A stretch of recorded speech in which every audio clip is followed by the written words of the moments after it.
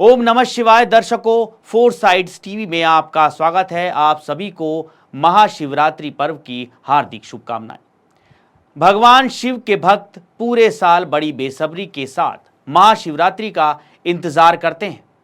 भोले के भक्तों के लिए यह दिन अत्यंत महत्वपूर्ण माना जाता है। महाशिवरात्रि के दिन पूरे देश में धूमधाम के साथ शिवजी की बारात निकाली जाती है। इतना ही नहीं, मंदिर और शिवालयों में भी महाशिवरात्रि की विशेष पूजा अर्चना की जाती है। महाशिवरात्रि के मौके पर कई मंदिरों में महादेव का विशेष श्रृंगार किया जाता है। महाशिवरात्रि का व्रत कर विधि पूर्वक पूजा करने से भक्तों की सभी मनोकामना पूरी होती हैं। वहीं कुंवारी कन्याओं के सुयोग्य और मनचाहा जीवन साथी की प्राप्ति होती है। तो आइए अब जानते हैं कि आखिर महाशिवरात्रि क्यों मनाई जाती है, इसके पीछे की मान्यताएं क्या हैं। पौराणिक कथा के अनुसार भगवान शिव का विवाह दक्ष प्रजापति की पुत्री देवी सती के साथ हुआ था। दक्ष महादेव को पसंद नहीं करते थे, इसलिए उन्होंने शिवजी को अपने दामाद के रूप में कभी नहीं स्वीकारा। एक बार दक्ष प्रजापति ने विराट यज्ञ का आयोजन करवाया, जिसमें उन्होंने भगवान शिव और माता सती को छोड़कर हर किसी को निमंत्रण दिया। इस बात की जानकारी जब माता सती को लगी तो वो बहुत दुखी हुई, लेकिन फिर भी वहां जाने का निर्णय ले लिया। महादेव के समझाने के बाद भी सती जी नहीं रुकी और यज्ञ में शामिल होने के लिए अपने पिता के घर पहुंच गई।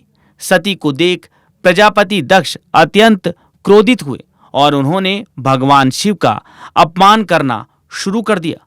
भगवान शिव के लिए दक्ष द्वारा कहे गए वाक्य और अपमान को माता सती सहन नहीं कर पाई और उन्होंने उसी यज्ञ कुंड में खुद को भस्म कर लिया। इसके बाद कई हजारों साल बाद देवी सती का दूसरा जन्म पर्वतराज हिमालय के घर हुआ। पर्वतराज के घर जन्म लेने की वजह से उनका नाम पार्वती पड़ा। शिवजी से विवाह करने के लिए माता पार्वती को काफी कठोर तपस्या करनी पड़ी थी। कहते हैं कि उनके तप को लेकर चारों तरफ हाहाकार मचा हुआ था।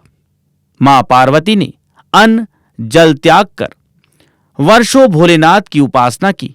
इस दौरान वो रोजाना शिवलिंग पर जल और बेल पत्र चढ़ाती थी, जिससे भोले भंडारी उनके तप से प्रसन्न हुए।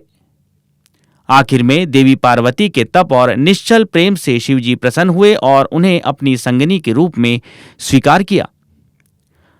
पौराणिक कथा के अनुसार भगवान शिव ने पार्वती जी से कहा था कि वो अब तक वैराग्य जीवन जीते आए हैं और उनके पास अन्य देवताओं की तरह कोई राजमहल नहीं है, इसलिए वो उन्हें जेवरात महल नहीं दे पाएंगे। तब माता पार्वती ने केवल शिवजी का साथ मांगा और शादी के बाद खुशी खुशी कैलाश पर्वत पर रहने लगी। आज शिवजी और माता पार्वती का वैवाहिक जीवन सबसे खुशहाल है और हर कोई उनके जैसा प्रसन्न परिवार की चाह रखता है और इसी को लेकर ये त्योहार मनाया जाता है। खास खबरों में बने रहने के लिए देखते रहिए फोर साइड्स टीवी।